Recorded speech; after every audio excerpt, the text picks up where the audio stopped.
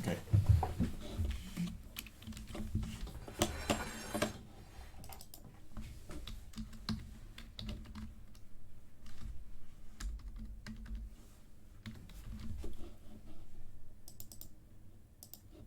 All right, so we have basically 6 weeks from today. You're going to have your jury, and we're going to look at the calendar. So 1, 2, 3 weeks, and then a month from today is Thanksgiving. Actually, so it's 1, 2, 3, 4, 5, and then the next week would be the 6th week. So it is exactly 6 weeks from today, which is a good thing to know. It's always good to know what you're up against. You know, that way you can know how to prepare. Just like if there's a hurricane or something like that, you prepare for those things. We have our repertoire. It would be nice if you continue to work on some of the repertoire, other repertoire. I mean, because that way it doesn't get boring. You have the Coomer book, right? Yeah. So I want to show you a little bit about the Coomer book so that you can use it in well.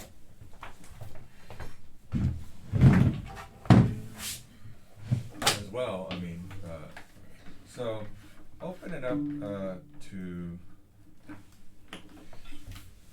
like number 24, for example.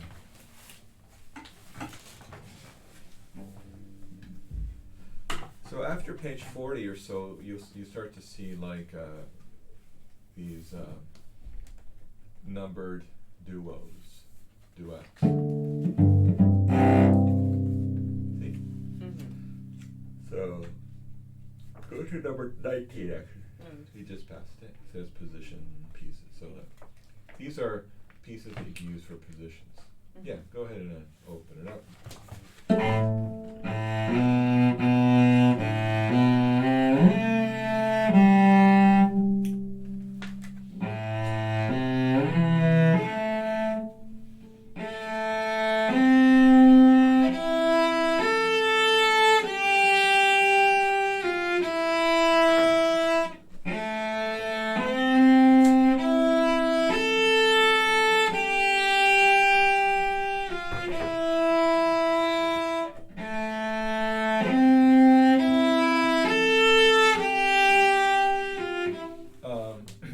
So now, these are the kind of pieces that can help your sight reading. It can help your playing in orchestra. Because in orchestra, you're gonna find moments in some pieces that are just really difficult. But most of the time, you're gonna have a melody that looks, very similar to some of these melodies you see here. First through fourth position, maybe a little bit of this harmonic, maybe a little bit of fifth position. It's not something that's very difficult. So sight reading some of these and working on them helps us to build up that part of our repertoire. Now, let's look at this one here, number 19. It's in A minor, and tell me what you see. What kind of rhythms do you see? What's the rhythm like? Eighth notes and quarter notes. Very simple, right? What kind of pattern of notes do you see? So it's eighth notes for a whole measure and then quarter notes for a whole measure. Well, what are kind of melodic patterns do you see? I don't know what a word is, but it's like kind of ascending, twinkly, and then it's a one. So one that's more has a contour that surrounds, the minor third or something. It goes around the minor third. Do you see any like accidentals? A lot of them. Right? Yeah. What kind of positions do you see? First extension. What else?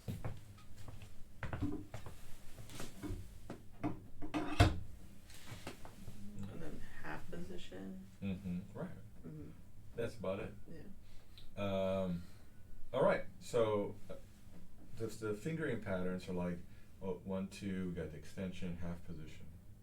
Mm-hmm. Right. So think about how the actual pattern looks, etc. Okay, now let's play it. Mm-hmm. Not too fast, but not too slow either. 1 and 2 and 3 and 1, 2, 3. Ready? 2, 3. Again, set. 1 and 2 and ready, go.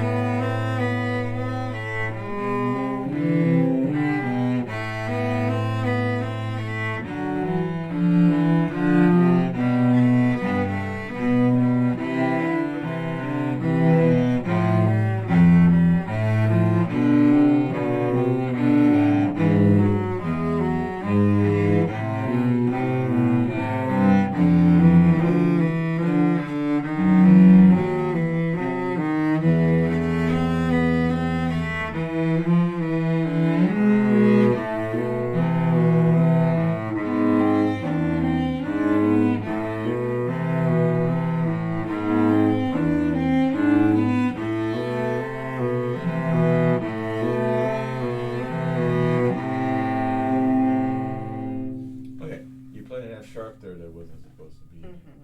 So, but you kept going. Okay, let's go to this one here. It's in G major. What kind of, what's the rhythm look like? Pretty simple. 8 notes, chord notes, and there's quarter rest. Yeah, and then what about the positions and things like that? What kind of positions are you playing? First position, and fourth position. Mm-hmm. Any accidentals? Mm-mm. Right. Let's try. Okay. 1 and 2 and 3 and 1 and 2 and 2, 2, 1, 2, 1 and 2 and ready and.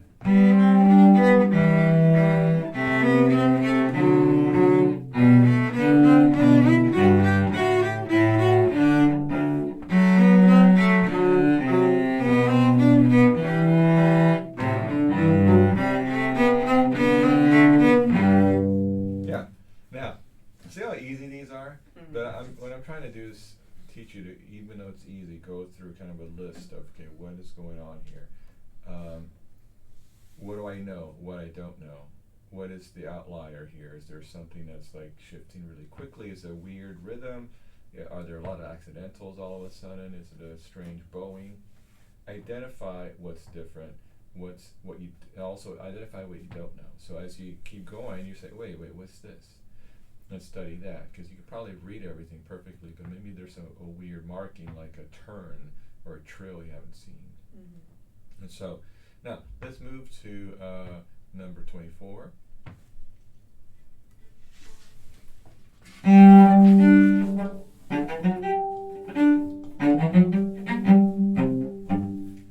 Okay. Now let's try it. Let's look. What do you see? E minor. Mm-hmm. You see some accidentals. Yeah. Look at the first 4 measures. Tell me the positions.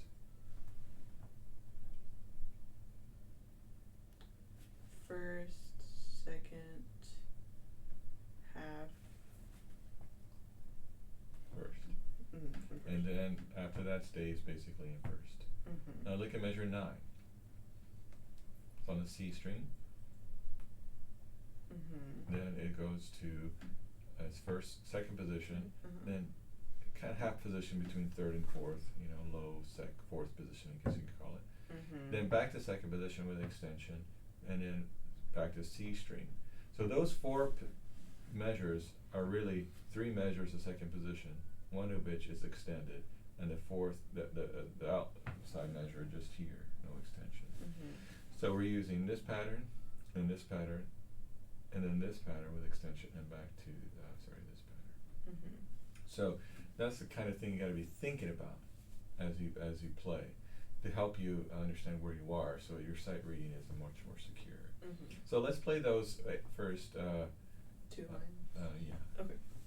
1 Eana, 2 Eana, 3 Eana, 4 Eana, 1, 2, ready, go.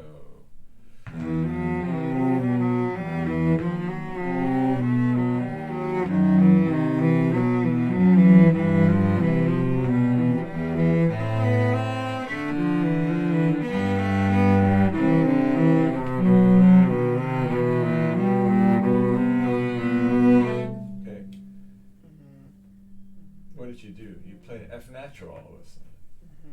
So these little mistakes you got to get rid of.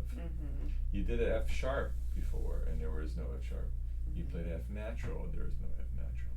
So you're going on automatic pilot. You see the notes. You know where they're supposed to be, meaning on the right string, the right position. But you didn't rely on your knowledge that it's E minor with 1 sharp. See, part of playing and sight reading well is just kind of is knowing what your bass is. Okay, F sharp, C naturals, etc. We have accidentals, then that's a different story.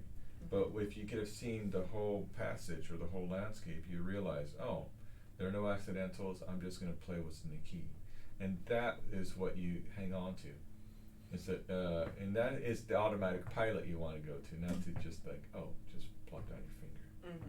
Is interesting inversion of what you did there. You did F sharp when it's not supposed to be an F natural, and it's not supposed to be. So that's your nervousness coming out in a weird way.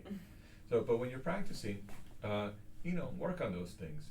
Meaning, set yourself up with as much knowledge as you know. So, oh, I know everything in this piece, so I could play it. It's not that difficult for you. Now, move on to number 72. Not page 72, but number 72. And there's a whole bunch in between.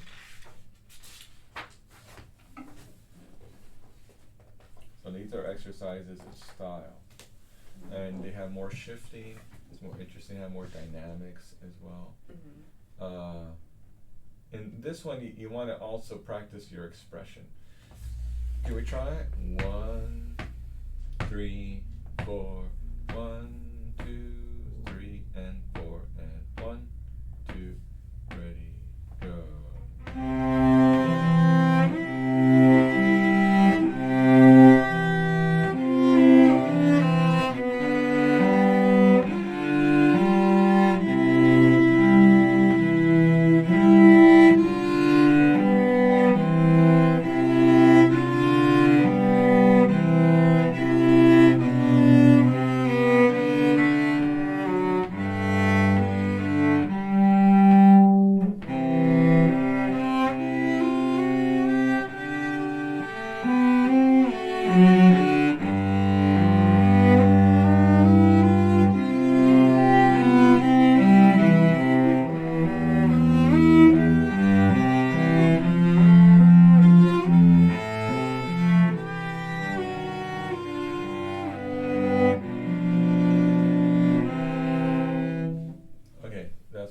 But you played it very timidly, and you could have been more expressive.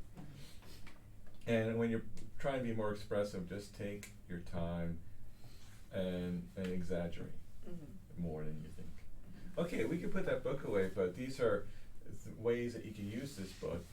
Just like, I'm kind of don't want to practice, but pick one of these, pick it out, see how short they are. So in a very fast amount of time, quick amount of time, you can go from like not knowing anything to knowing like a whole piece, even though it's short. And it focuses on especially after this section, focuses a lot on style. The other section we have more shifting and just positions. And they're pretty melodies that it's like fun to play. It's not like, boring. I think popper can be kind of dull because it's not like pretty, just, I don't know, like medication. And this is the easier. It's not as difficult as popper, although toward the end there are some more difficult ones, but it doesn't even approach some of the popper easier ones either, as far as technique is concerned. But they're more satisfying to play, better melodies. Yeah. So he was better, Coomer was better at the melodies. All right, moving on. Let's play a scale.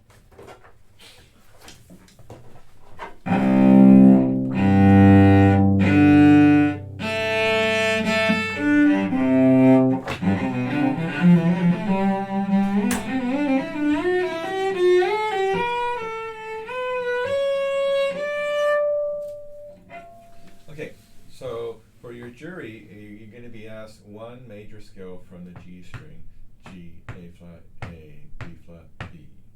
So let's play them all right now, just to cover them. And don't worry about speed. Let's just, if you're comfortable with 2, 3, or 4 slurs, which one would you prefer? 2. Let's play 1, 2, G major. Ready? I'll play. Helping you. Can you feel like move? There you go. Go.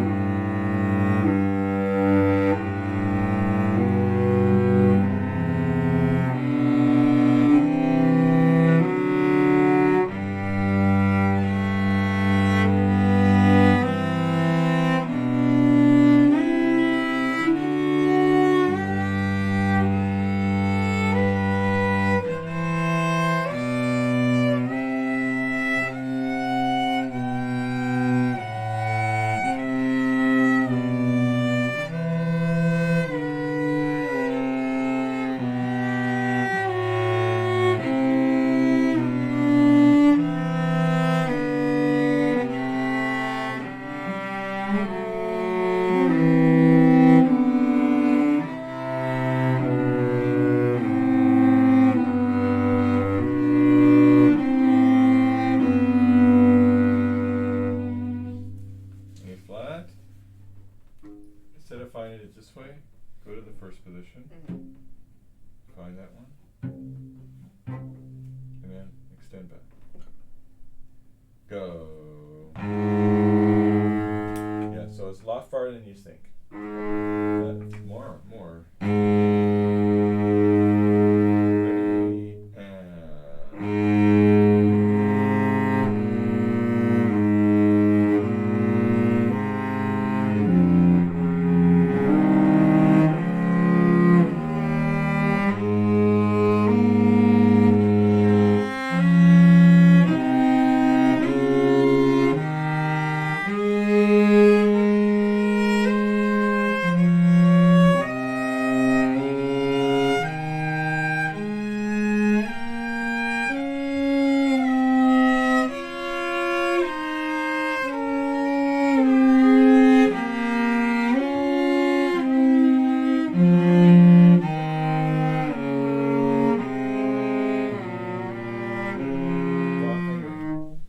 on the way down, 4, 4, 4, 4, 4. 4 here.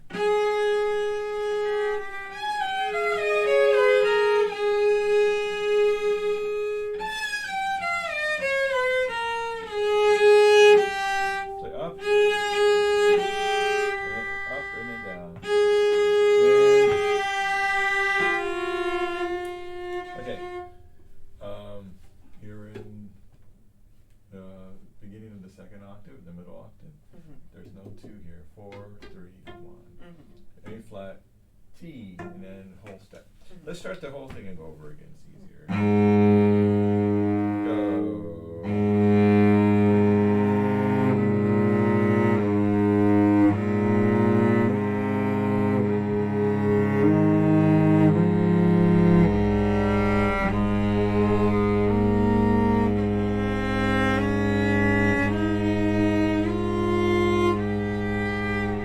Yeah. Why 1, 3, 4? Yeah, because it's kind of hard to make that extension. Well, most people can do it, and you can still do it. But I wanted to reflect what you do in minor. So this is hard in minor, because you have to remember 7 and 6 degree will be natural, and the way up is sharp, right, or half step higher. So you could do it, except you just have to memorize one more fingering. So I'm just trying to simplify it. So after A, B flat and B, you can use 3 in the middle octave, end of the middle octave. One more time. Ready, go. So you're usually what? Sharp. Go.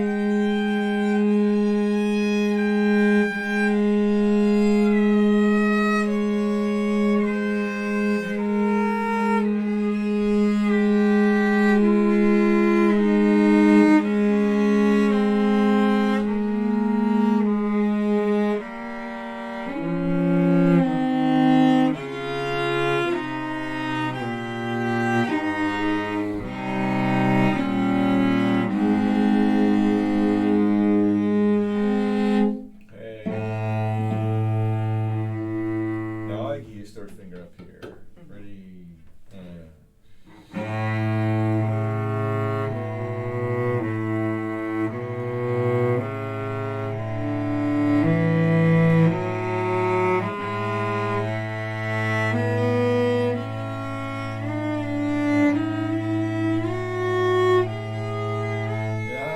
now you can use third finger up here. For A? Yes. Okay. I just said that 3 times. Sorry. Sometimes I think I have to say things more clearly. But what I meant is A flat is the last time you use fourth finger. Okay. So you use fourth finger for, C sharp, or D flat, D, E flat, E, F sharp, G, A flat. Okay. And then 3, 3, 3 for A, B flat, and B, both major and minor. One more time for the beginning.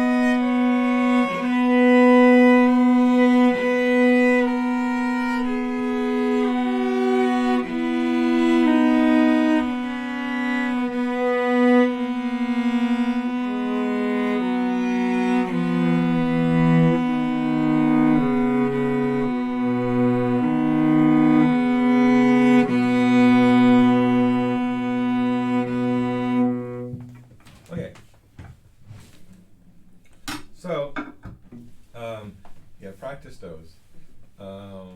You were sharp, you were flat most of the time. When you went to the A string, the B, you were sharp, and you weren't quite sure of your fingering. Mm-hmm. It's the same, but when you're on the top, you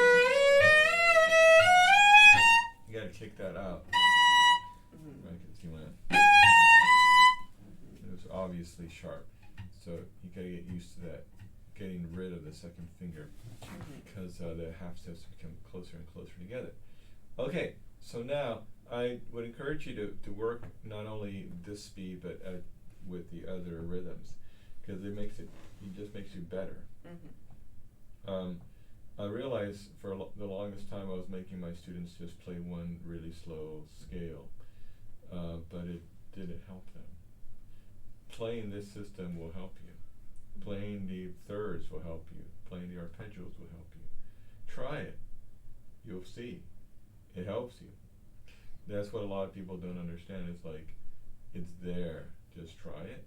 You'll be better. Now, how much better is just individual and the amount of work someone puts into it. But we're talking about equal access. This is a big topic, and it seems off topic, but we're talking about talent and equal access. That's totally different. Mm-hmm. The access is there. I'm putting all the access out there. Even all my videos are online, even for people outside of school. So one should think logically that the end result is as much of the individual's effort as it is the access that I get. Right? Does that make sense? Yeah. Mm-hmm. And because I think gone are the days where like we don't have access. My father didn't have access. That's for sure. He's 91. But now those days are gone. Anyway, it's interesting. I've been thinking about this a lot because I don't see any problem in the world. If you don't work, there's a problem. If you're rich and don't need to work, great, good for you. But other people have to eat. Okay, keep working on that. Work on the speed, because once you get it, speed it up, test yourself out, make yourself better. Now let's listen to an etude. You have some popper.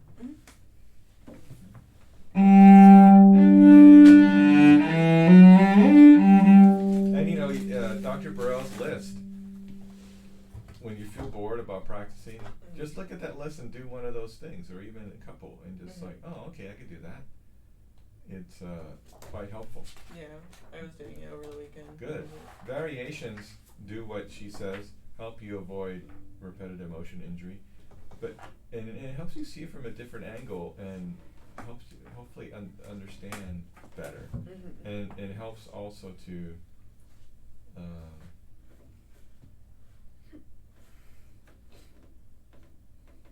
how can I explain it? Strengthen the mental pathway. Yeah, right. That's what she said. Yeah, that's exactly. It strengthens what you already know, because you know it one way. But if you know how to shoot a basketball, it's great.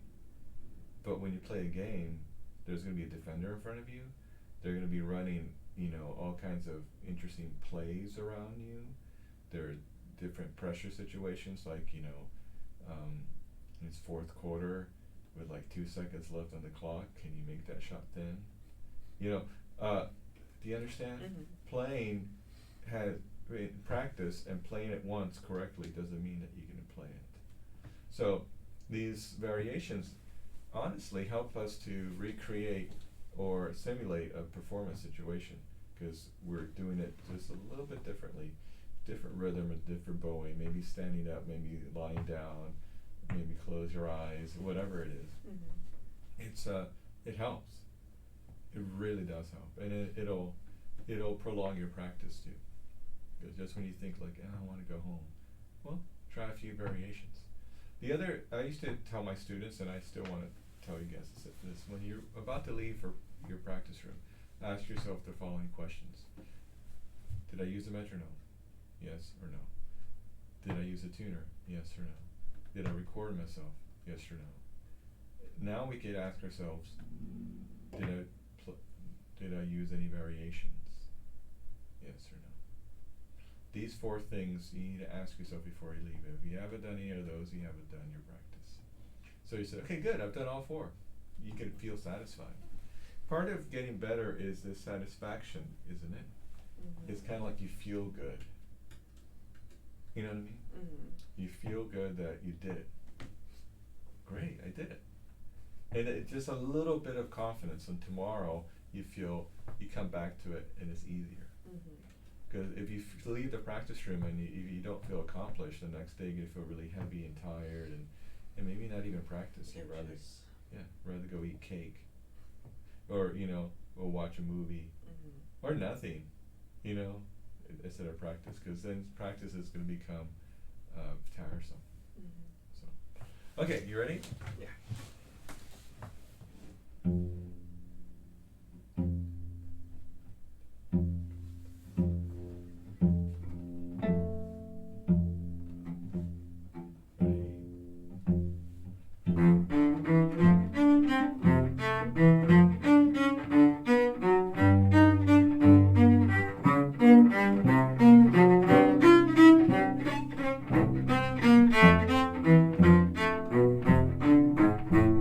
Okay, so I didn't want to stop you, but you're having some wrong note problems.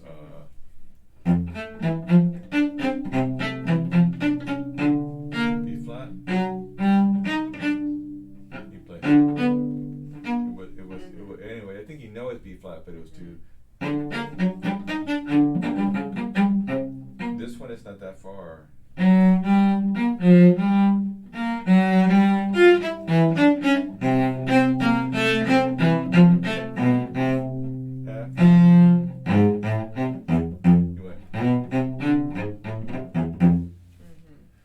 So one more time, just be careful about some of those notes, B flat especially. Ready and.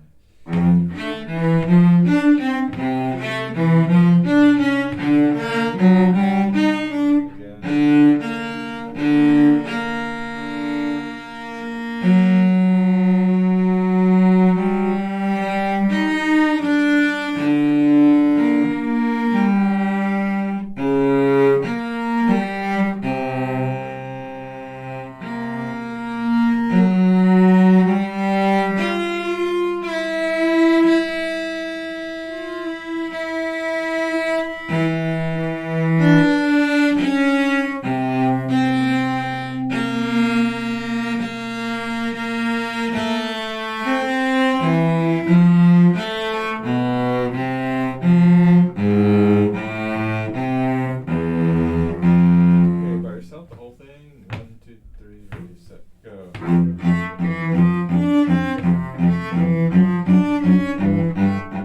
2, 3, ready, set, go.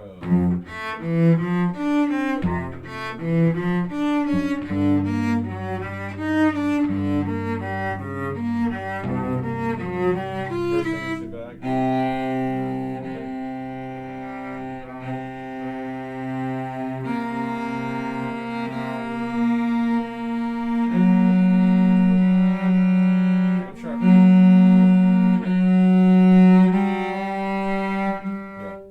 Thumb should stay in the same place. See? Just a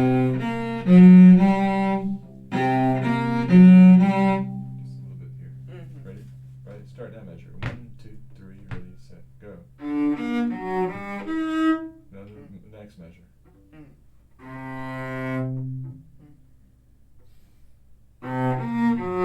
It's still too far. You're going too far. Can you do this? Play it as a double stop. Now, keep your 4th finger down. You're not going to play it though. Keep it down. Watch this. Yeah,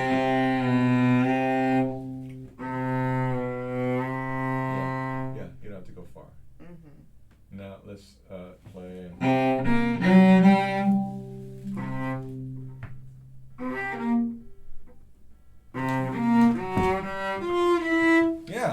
that's how you do it.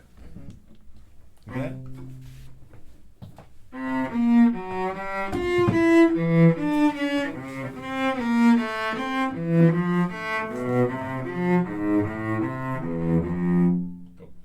That was much more in tune. Now, we don't want you just to hack through it and not pay attention to these little things. That's why I'm here, to show you where to refine it. Now let's start right where you finished, where we left off. Ready and go. F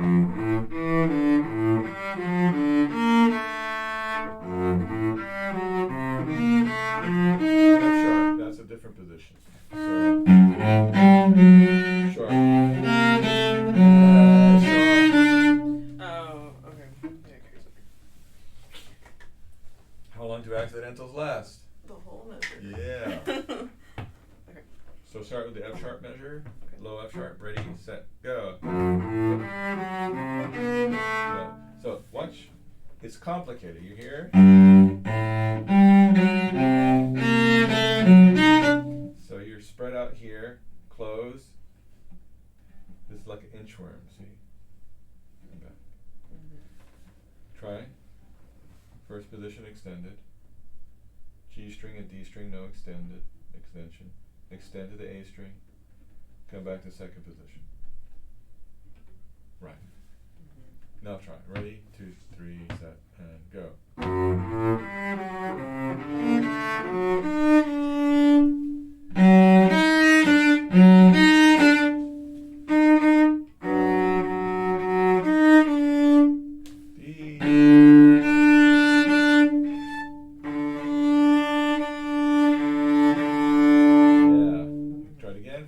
Sharp, 1, 2, and. So it's extended, no extension. Go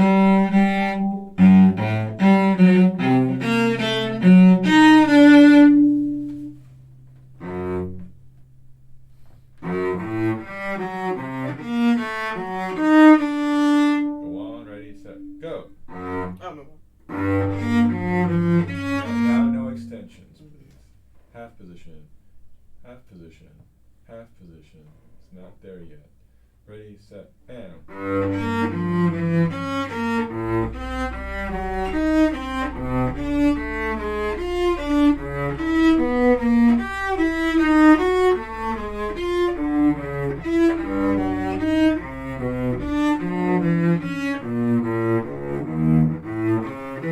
It's a 2, but it's a really big stretch. See?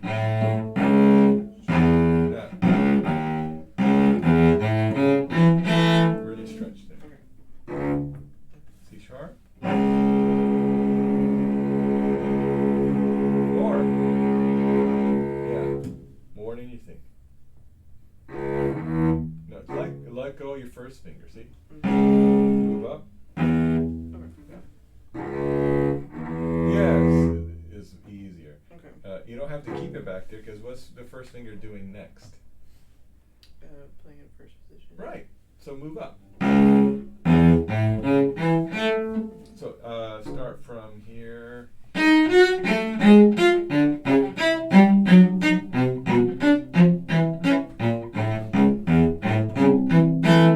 3, ready, set, go. Higher, higher. Higher.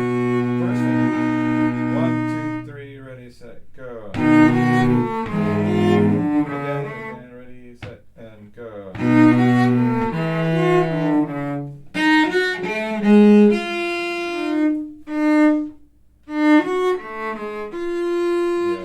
your fingers are too far apart.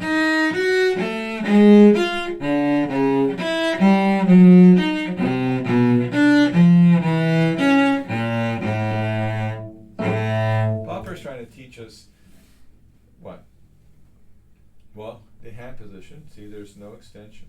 But what's happening to the fingers, the space between the fingers, as we are descending in pitch? Yeah. You're miscalculating that. So.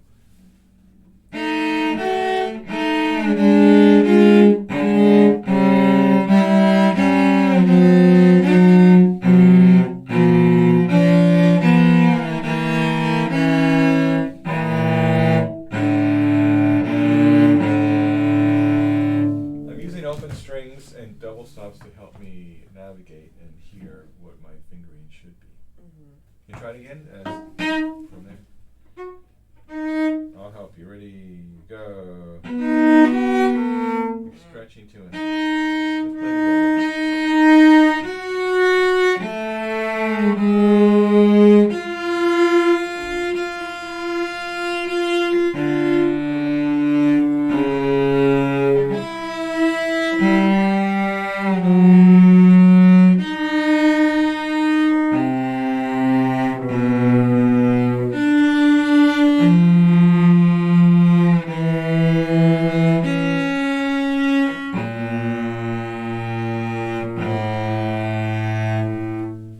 Let's play first finger's tight, you're doing it wrong. So your first finger's only working that first beat, really. And after that, it doesn't come back till the next measure. Watch my first finger.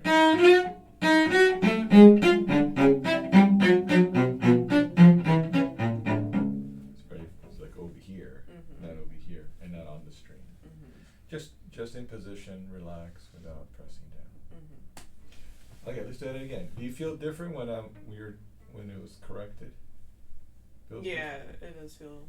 Yeah, you have to. I feel like I'm being lazy about it. Yeah, you're reading the notes, you know where they are, and then you're playing it, but that's not good enough because it has to be in tune, right? It's like, yeah, of course. Where do you have to do it? Let's try it. Ready? Slow.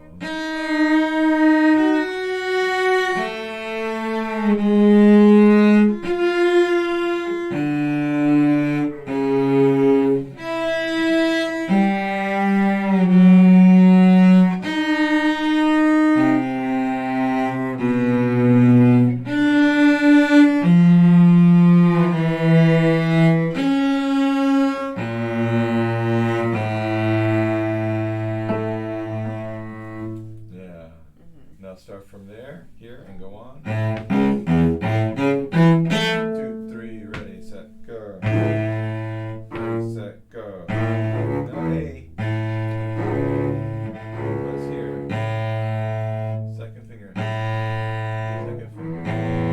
The first beat. That's the third beat, sorry. Ready? You gotta stretch. You're doing this. Not good enough. How far does your first finger go from C sharp to the next position? A half step. Half step, yeah. Relative. Try that. Now, the next step is what? An extension. So where's your thumb usually go for an extension? Correct. So prepare that.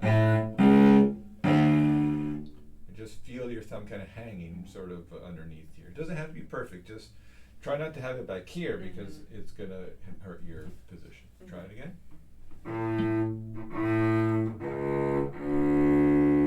Okay, so now this time I want you to move the same way but plop down your second in extension.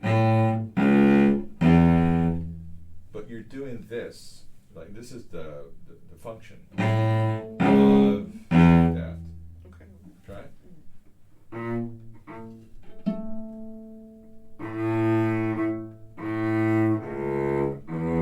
Right. It's a lot easier. What you did is you relied on the first finger to take you there, and then you're just like, oh, it's just right there. It's actually much easier than it is, than we are trying you tried the first time. Additionally, we didn't talk about this, but in this piece, now that you know about ringing tones, go back and you don't have to do it now, but reserve 10 minutes of your practice of like, oh, let me just play all the ringing tones correctly.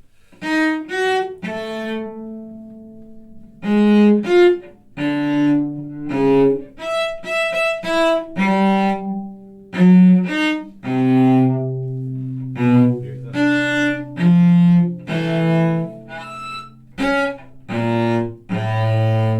Because if you get those ringing tones correct, and you hear how it's ringing, the other notes are going to align well. It's a lot to think about, a lot to like kind of to digest, but you have it all there. It's all there for you, meaning that you already know. We talked about the string crossing, so just when you think you're all in tune, you got to go back and say, hey, let me make sure my string crossings are correct. So how can we do this in practice without going crazy? Because, you know, there's like 50 things to think about. 5-minute practice. Put down a timer. So, okay, I'm going to practice this section, just say 8 measures, and I'm going to play and find all of the ringing tones. Okay. If you get done early, you feel good about it, go to another section. Maybe you can spend 10 minutes on that. You do like maybe 15, you do like 3 times 5. Then you're like, okay, well now let me go back to that same section. Let me raise the ante here, and let me play double stops, like, you know, see what happens. Double stops give you an extra advantage for bowing, because you realize just how close those notes are from each other. I mean the strings. So watch my bow.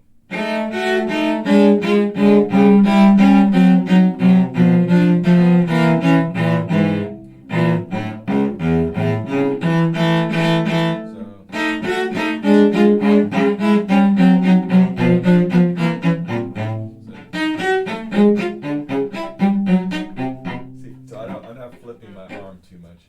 I realize just how close the strings are, and so thus conserving my energy and killing 2 birds with 1 stone, as they say. Oh, that's really violent. You ever thought about that? Killing a bird. But you're doing you're accomplishing 2 things and making it easier for your future self when you then decide, oh, I'm just going to work on this. What's another thing you could do from the 7 steps?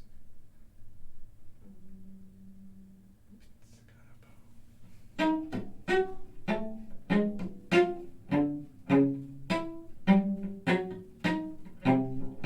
really working on that, making sure you get a good bow hold, and I don't have to go fast. I'm just showing you like in a cooking show, and it's like, and here's the turkey, you know, like a minute later. But see, you could do this. It seems like a lot to do, but if you build it up, like if you do that for like a minute, and you do, you know, and you start to go faster, etc., pretty soon in 5 minutes you're doing it this fast. And that's how you would practice it.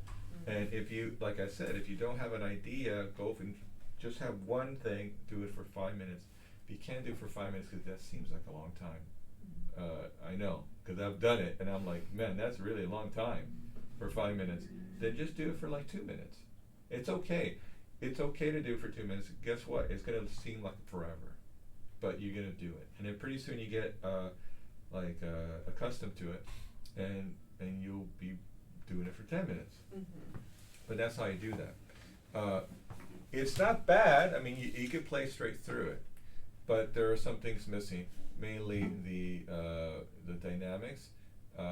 You're not even thinking about that yet, even though it's a boring etude, but you need to put more dynamics in it. Make it more exciting. You make it feel like it's a concerto, and make it feel more dynamic. I mean, literally put more dynamics in there. Take what's in there, make it more extreme, more crescendo, more piano, more forte. And also, you know, all the ringing tones, etc. Let's go to your Vivaldi, because that's the hardest part, really.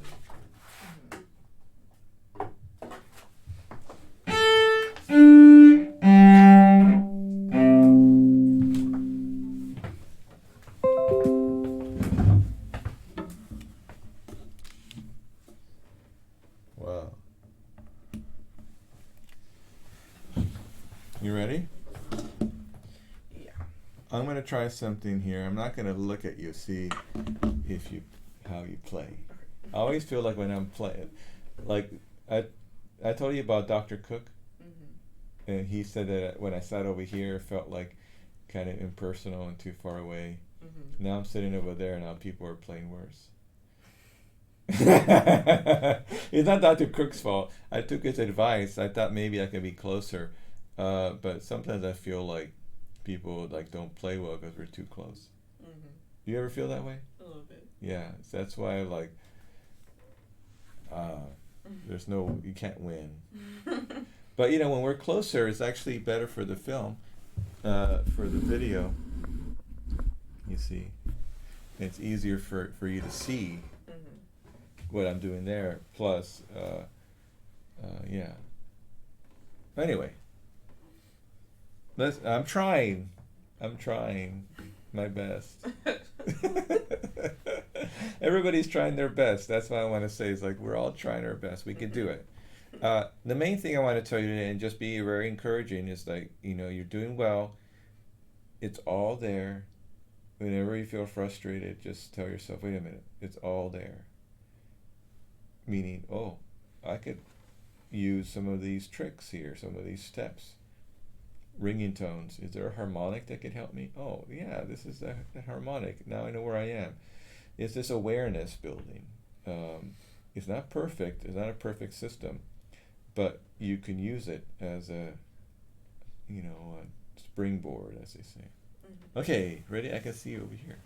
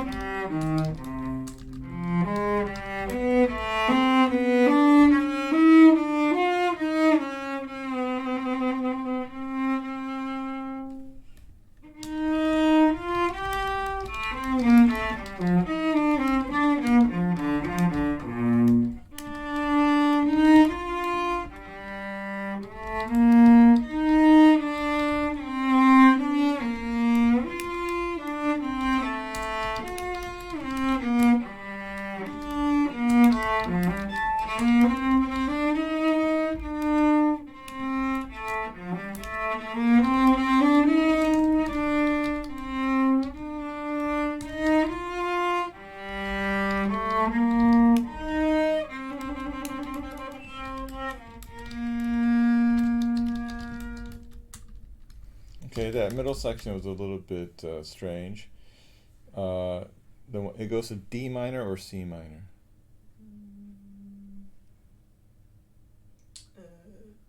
C minor. Yeah, it didn't feel like it. Mm-hmm. It felt like bliner. It's like bliner. It just wasn't not like settled. Mm-hmm. Also, I didn't hear any like real ups and downs of dynamics. Mm-hmm.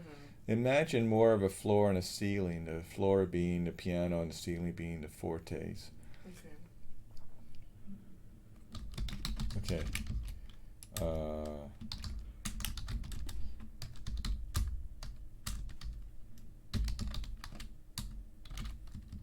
Okay, so I wrote some notes here. Basically, summing up what we talked about: practice in 5-minute chunks. You ask yourself 4 questions before you leave the practice room. Did I use a metronome? Did I use a tuner? Did I record myself performing?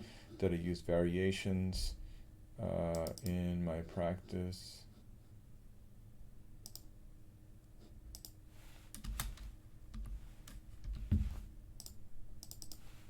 Okay. Mm-hmm. Gotcha.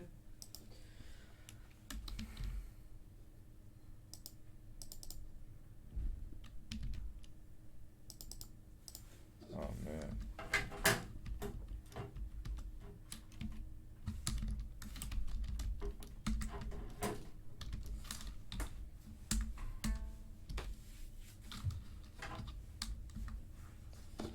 And more dynamics.